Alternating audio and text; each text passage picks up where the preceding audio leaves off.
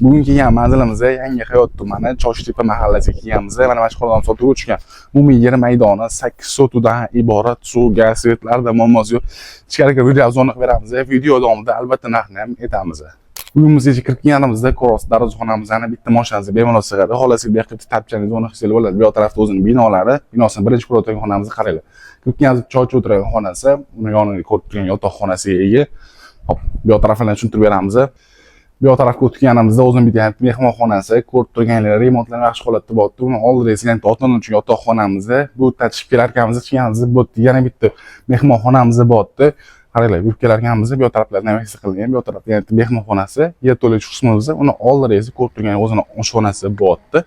Oshxonasi ham keng katta qilingan, oldir yuvinish xonasi, bu yoq tarafda o'zining hovlisi bo'ldi. Hovlisini qaranglar, mevali daraxtlar barchasi ekilgan, o'tirib katta yashil hududga ega. U yoq tarafda mol boqish shart-sharoitlar ham qilingan. Uyimizning holatini ko'rdinglar, yoqqansa bitta like bosib qo'yasizlar.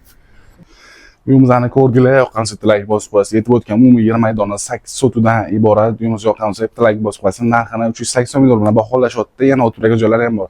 Lokatsiyamiz Yangi Hayot tumani Choshtepaga kelganmiz. Qiziqqanlar nomer yozib qo'yaramiz. Bemalol telefon qilib so'rab baraga chiqsanglar bo'ladi.